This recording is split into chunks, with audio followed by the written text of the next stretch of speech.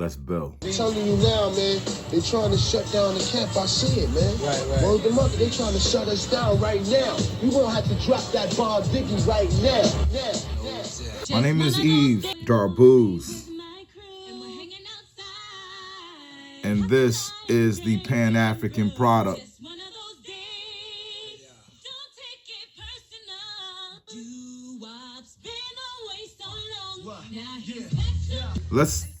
Let's have a conversation today about a roadmap to actually making this Pan-African thing happen. These exercises are important because if you can't visualize what you're going to be, if you can't visualize who you're going to be, then it can't become real. It's statecraft is never a matter of happenstance. Well, not necessarily true. Sometimes accidentally things happen that sets history in motion, but that's rare, and that's not something you could really predict or think is going to happen for you, right? You have to be one type of person, either the type of person that things happen to or the type of person that makes things happen.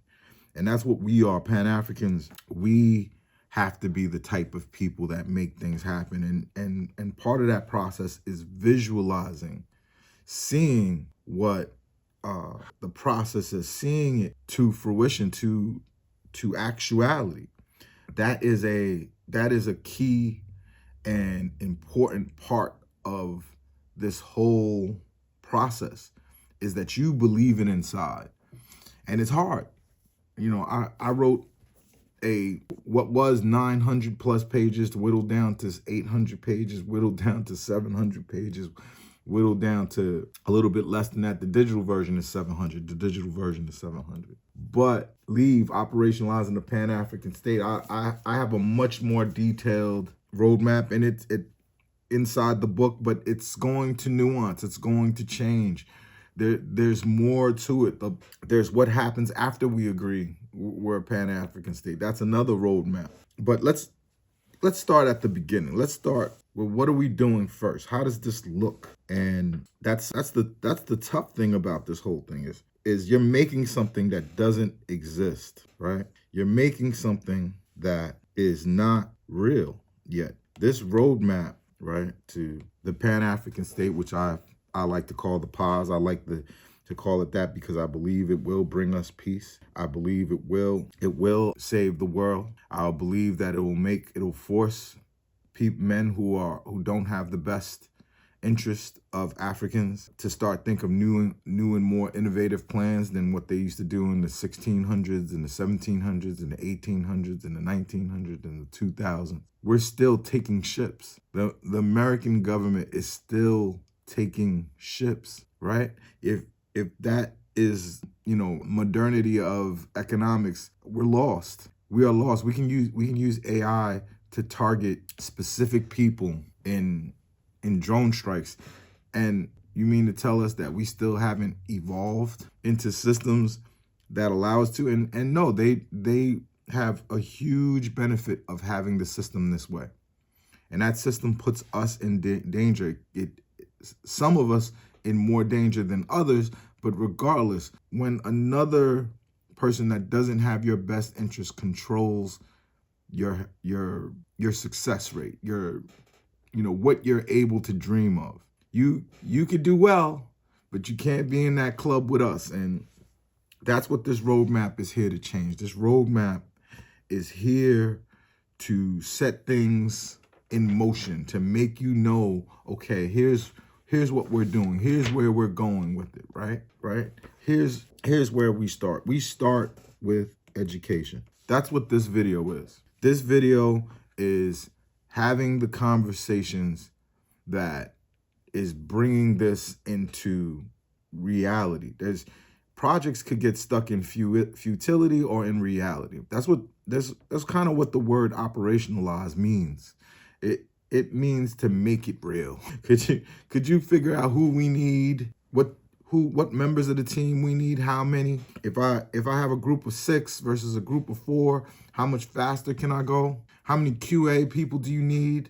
What does WebOps think about how this whole thing should be hosted? These are the things that are decided early in our process. But in this process, in this political process, education is the most important jump off part. It's where it all starts. It includes, content like this. It includes writing books like Leave, right? It also has to have an element of social relationships. We have to make friends. Something that, I've had the same friends for like 40 years. And I'm not a big changer or adder of friends, but I'm making new ones. A lot of my friends are business people. A lot of my friends are career minded. I have hood friends too, but a lot of my hood friends are serving a lot of time in prison or passed away. Here to find members of a 54 nation movement. Doesn't mean I need a million people. That doesn't mean I need 100,000 people. I'm thrilled to have 1,500 subscribers. That's amazing. I never suspected that. I was just trying to get to 100 and see where we could go. But we need to create those social relationships that are going to give us perspective. Far be it for some, guy, some tech guy in Brooklyn, New York, basically saying he knows the cure to all African problems. That's ridiculous. But I know how to marshal people together. I know how to build groups. I know how to create systems because I understand, coming from the digital space, how important relationships are. That's how you get your early adopters. That's how the people who do the work. I've said this in other videos and I'll say it again. The Haitian Revolution wasn't fought by a majority of the Haitians. If it was, it would have been over in the first year. It was 15,000. It was 20,000. That's a lot for a rebellion. Don't get me wrong.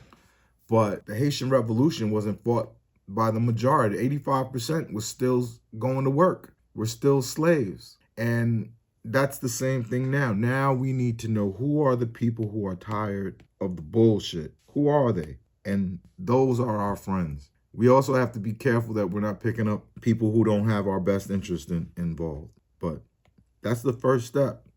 Education, content, writing books, social relationship, documentation. Right? That's where we start. This doesn't take a year. This is something that could be developed over time and can overlap with other executions. This is always going to develop, but this is a people power movement.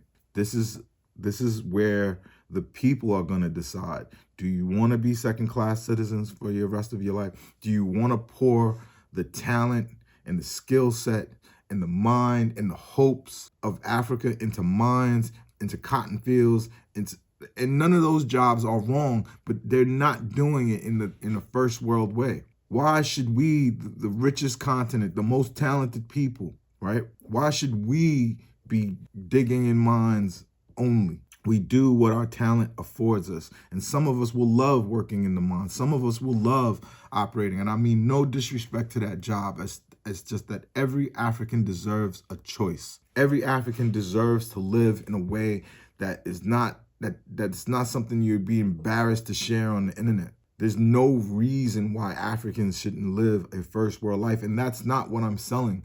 That's not what it's not always going to be the truth or the reality for every member nation. But the point I'm trying to make is what is happening today is untenable. And we need to get on that road to developing the documentation that makes this whole movement decentralized, right? The documentation will lead to the decentralization because now it's not based off of one person. The foundation of the movement is education, is information, is know-how. We are here to provoke thought. We are here to have the will of our brethren, our sister, and our family to understand that this is a question of willpower. This is a meeting of the minds. Who are you intelligent enough to recognize your situation? It's always going to be a minority. It's always going to be a small group. If I ever had 1 million subscribers, I'd think something was wrong. I'd shut it down. to be quite honest. This roadmap that we're starting, let's say we started it last week. Let's say we started with this channel. Let's say we started it with the publishing of the book. We're still in this process and we're still scattered. As content creators, we need to come together, right? As content creators, we need to operate in this war of intellect. It's the smart people versus the dumb people. And we're not against them. We're actually here to save them. We're here to save all of our people. Smart, dumb, big, tall, fat, stupid, racist. And I'm talking about racist to each other. Nationalist is probably the proper word, right? But we need to prepare our message. That's happening right now. What are we going to say? What are we going to offer? That is massive for what we're doing, right? That is the whole kit and caboodle, right? So coalition building, right? That's what we want. That's what we want to do here is we want to build coalitions. So once we've done that, what are we working towards now? Well, the next thing we need to do is we need to start having formal statements of what we want to do, right? And I know people have been lobbying Washington. Black people have been lobbying Washington, D.C. for all kinds of different things.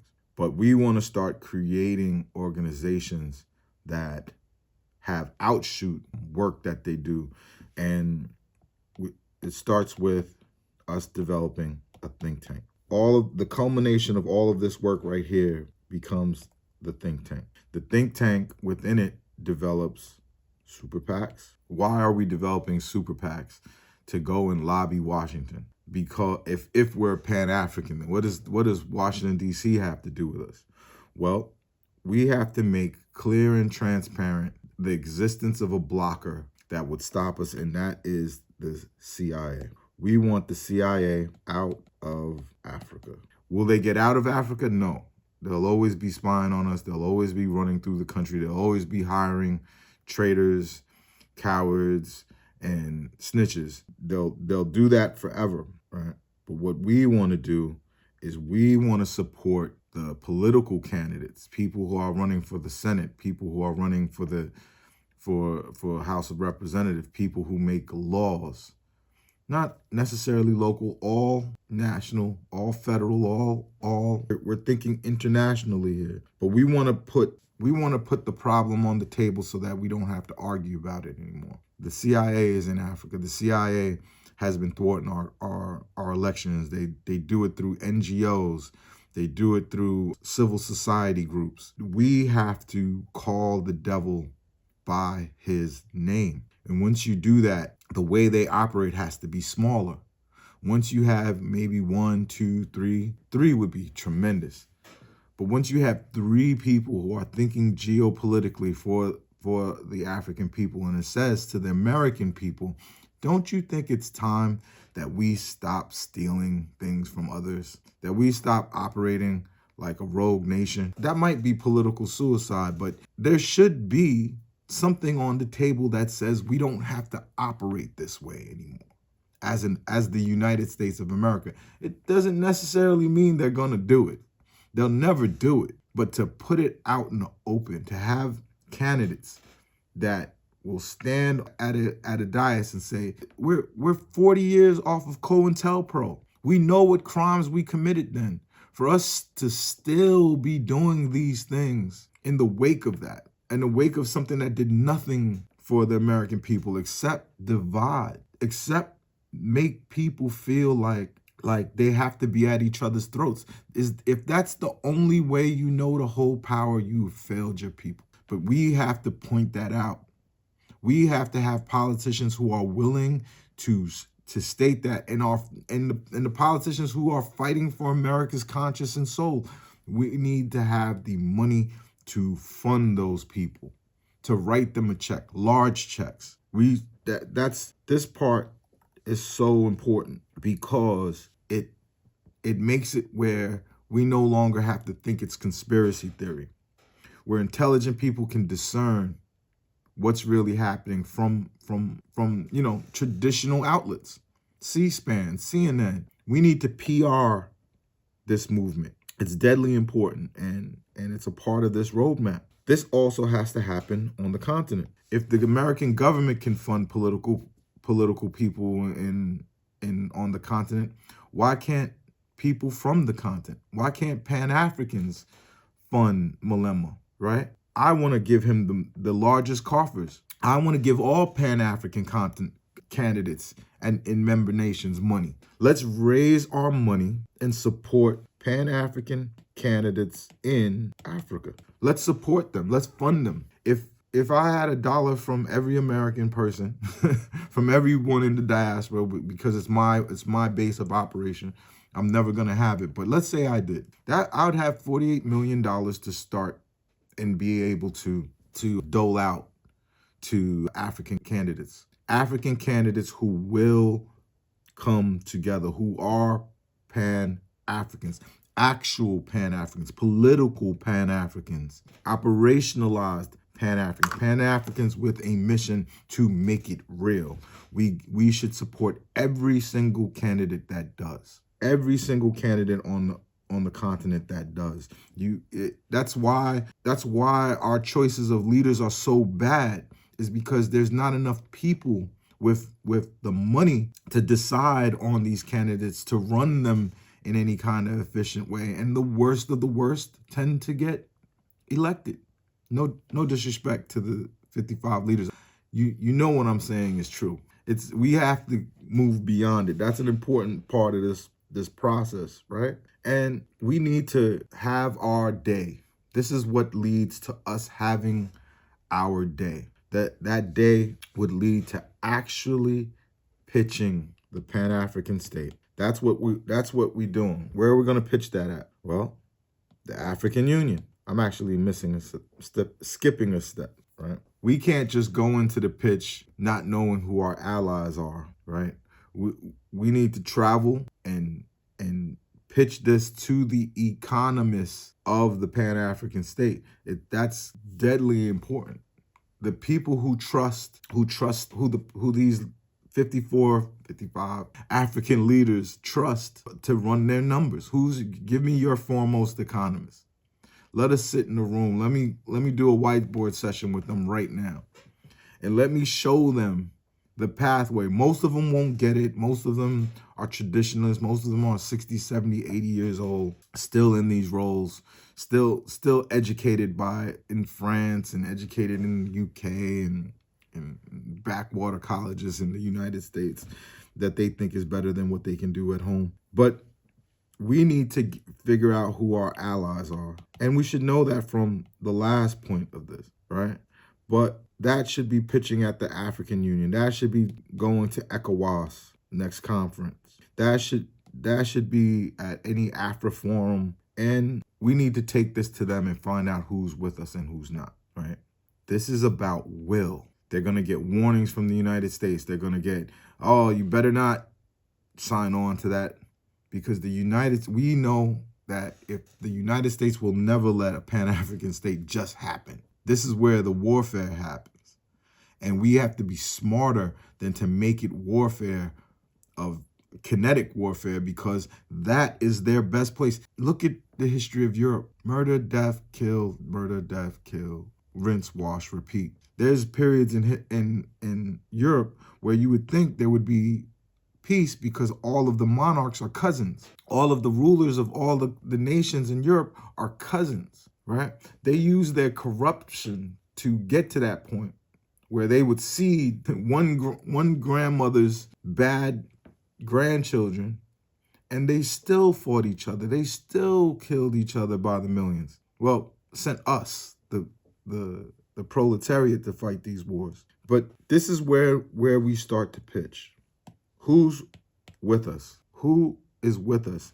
And the first thing this should generate is a series of documents, right? A series of documents. The first one is the Arrow Treaty. It is a financial treaty or an economic treaty between all the 54 member nations. Remember, in our system, we don't try to make the Pan-African state a nation. That's fake. That's forced. That's typically fascist. to say we're going to make a nation, that means they're going to impose a culture on you. They're going to impose a language on you. They're going to impose what you believe is, what they believe is right and wrong on you, right? But that's not what we're going to do. The Arrow Treaty is going to be, it's like the Euro Treaty. That's what it is. It's a treaty amongst the European nations to fight for their survival. Without the euro, they don't matter. Even with France stealing all our stuff, they don't use the franc. We use the CFA franc. Us Africans use the CFA franc. Went to Senegal. I couldn't believe it. I couldn't believe it. Because I know in Europe, they don't use the franc anymore. Right? So that's the first step, is to have the Arrow Treaty. The Arrow Treaty, it'll take a long time to work that out, to put in the addendums and the amendments and the rules, and then the legal group would have to look at that. It's not complicated. It shouldn't take years. It should take months. But the Arrow Treaty, we get 54 member nations to sign on to the Arrow Treaty. That begins everything. That means we can mint the token. That means we can raise capital. That means we can have a pre-sale. Whether you say ICO, IDO, IEO, it doesn't matter. We launch it after the Arrow Treaty. We launch it in what's called a pre-sale. This pre-sale is not like typical cryptocurrency pre-sale. This pre-sale is first only countries can hold our debt, like a bond, right? Or like a T-bill. These are tools for countries to get loans. It's not necessarily a loan, right? Remember, we don't do usury, but they can hold our currency early because we can offer them something hyper valuable. You can get access to the currency, which gives you access to the minerals, to whatever comes out of the ground. Remember, Africa is for the Africans. That is our prime directive. That is our core operating edict. Africa is for the Africans. So we do the pre-sale to the countries. That could be China, that could be Russia, and they'll make a return on their money. They'll make a better return than the American bond market, which is the American dollar, which is down 13% as we record this. Part of their plan is what they wanted to do, but the money is not right. So they have to go around stealing everything, but that's another conversation, right? So now we do the pre-sale that only allows countries in. Then we open it up to the finance institutions, let's say finance companies, the Black Rocks. They're going to want to hold our currency as well. And there's nothing they could do with it. It's just a good investment. I don't like BlackRock. I don't like any of these capitalist, models of doing business, making money out of nothing. I don't love it. But if we're going to be a powerhouse in the world, we're going to need customers. And people like these hedge funds, these brokerages, or whatever they may be, they also are what is going to give you some sort of reality in the market. And this, they're always going to talk bad about us. They're always going to say it's not as valuable, but they're not going to miss an opportunity. Africa needs to become big enough, powerful enough to be able to deal with these rogue corporations. But they're the next person that can invest, right?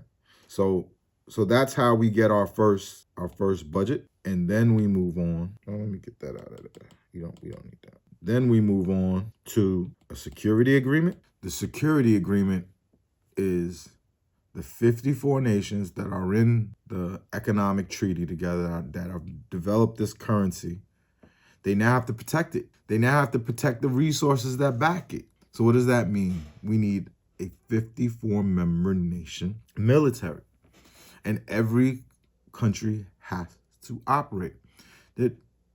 Our military is going to be the most well-paid soldiers on earth. That's a part of our promise, our social pact with our people. Right now, one of the failures of African military is they can't compensate them. That's why the economic treaty happens first. The economic treaty happens first so that the people, the soldiers, can be compensated, so the infrastructure can start being built, so that we can start planning our ascension. But in order for us to rise, because you know the West will blow you out the sky just so that you don't have progress, just so that you don't move forward. They didn't kill Malcolm because he was a, I don't know what's the word I'm looking for. They didn't assassinate Malcolm X because he was a militant Muslim. They assassinated him because he was plotting with Pio da Gama. Him and da Gama was making plans and connecting with people. My idea is not original. My idea is the 3.0, the 4.0 of what the OAU was trying to do. And I know where they failed.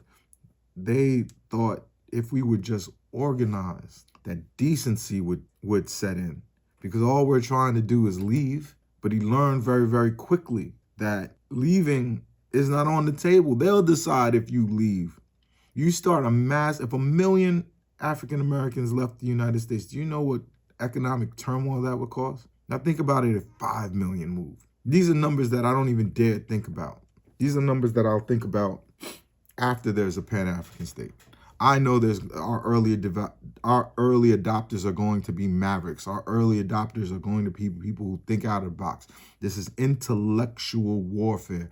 What your brain will allow you to dare to think. That's the game. That's the whole thing. What will your brain allow you to dare to think? What will your education, your culture, what your parents taught you, which half the time could be wrong. It's not their fault. We all are dealing on faulty information.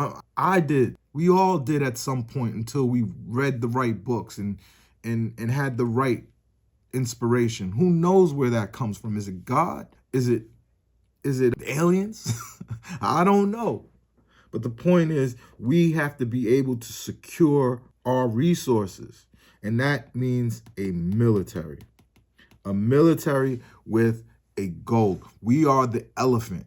You guys are going to love my video on the Pan-African military. It's one of the things that I spent the most time thinking about. Designing a Pan-African flag because the red, black, and green isn't inclusive. I know it's petty and it's silly, but we need a flag that operates and represents us in the same way that our military does. It's about all of us. It's about unifying, not to be nice, not to be good, unifying to be powerful, unifying to be strong, right?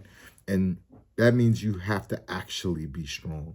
We need to have a target of 20 million military men. We need to create a military industrial complex of our own, where we have the industries, the firepowers, we're creating weapons. We're ready for this modern warfare that's not necessarily going to be fought by soldiers.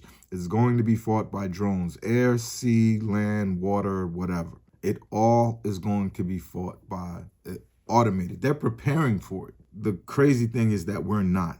We need to get on this road because without this military, you don't go anywhere. Now, in the years that these two things are being established, it will only lead to the Declaration of Unity. This Declaration of Unity is different and opposite from the Declaration of Independence. Those were people ripping from their colonial masters. They're colonials themselves, right? That's this thing. It's like, oh, it's the patriots versus the colonials. They're both colonials. That shows you how poor our education is. How even in thinking through what the American Revolution was, it was one group of men breaking a deal with another group of men. They were on the same team, but they wanted it all, and these rich landowners decided they were going to have it all. These rich slave owners decided they were going to have it. That's what the Declaration of Independence is. That's not what the Declaration of Unity is. The Declaration of Unity basically says that Africa needs a military. Africa needs a country because Africa. That's why we have to have a Pan-African state. It's because Africa is rich and it will continue to be rich. You could see our children in squalor, in utter misery. Africa will still be rich. That is why You can't be rich. You can't live on a gold mine and have no guns to protect it. You can't have the winning lottery tickets being printed in your house and the gangsters aren't going to come get you. The gangsters are coming. The gangsters are here. The gangsters haven't learned to live without us. Why are we so important to France? Why is Macron in Africa all the time? Why is he hugging these leaders, these puppets all the time? It's because without us, it won't work. And then if we ever was to come together, how could they stop us, right? That's what this Declaration of Unity is for. The Declaration of Unity, right, is severely important. And we're not doing it because we want our freedom, and we don't have to say that. We want what every person wants. The God-given right to. You want to be sovereign. Sovereign means free. You want to be able to say, I want to sell my tomatoes to these people and go forward. And no one could tell you, and you don't get bombed the next week because you want to do it. I want to control all my own gold mines. All right, now we're filling the heads of the young people with BS, and we're going. The Declaration of Unity is because we are in danger. The world has demonstrated they will commit the worst crimes against man. The slave trade was one of the worst crimes against man. And people like to get into the semantics. Oh, the Arabs and Africans enslaved. It's dumb. It's dumb. You know what happened. You know how it happened. You know how long it happened for. And you know that there are groups of people in this world that are hopped up on whiteness, that believe mythology that is insane. What do these leaders want to be known for? You want to be known as the leaders that let Israel take the pyramids? That's who you want to be? That's right. That's right. It's coming for you. It's happening right now. We have to give the African people a better choice, right? You want to be able to wake up sovereign, right? Safe and prosperous. You want to be safe, sovereign, and prosperous. Simple, simple. You want a country that serves. That's what we're getting to. We are going to educate ourselves. We're going to create content. We're going to write books. We're going to engage each other. We're going to do journalism. We're going to work together. We're going to write down our plans. We're going to find out who our allies are. That's what we're doing right now. Then we're going to form think tanks with some of our best thinkers, not our sellouts. Some of our best thinkers are our sellouts, but the best people who want to solve this problem, who want to make this a reality, right? You create a think tank. Out of the think tank comes the super PAC. The super PAC collects money, sends the message. We want the CIA out of Africa. The American taxpayer dollars could be spent on better things. We want them out of Africa. We want them out of Africa, right? And whatever Pan-African candidate, we want to be able to lend them our help. We want to do exactly what the American government does. It was so funny watching the South African elections and then known CIA State Department operatives celebrating with the white candidates. It was heartbreaking. It showed the lie of democracy. The day before, the American government said that if the election went wrong, that the rand would go down 30% the next day. People were terrified. People voted to just maintain the status quo. These neoliberal ideas, we have to break free from them, or we'll never be free. Your children will never be free. Your children will toil in the mines. Your children will live in places that you can't believe they live. And it'll be your fault because you did nothing, right? But this is our timeline. This is a timeline that has an even bigger timeline underneath that, right? There's another timeline to come, and that's planned. And you could find it and leave, and you can check that out. But please, let's get on the road. Let's make this real. My name is Yves Darbouze, and this is the Pan-African Product.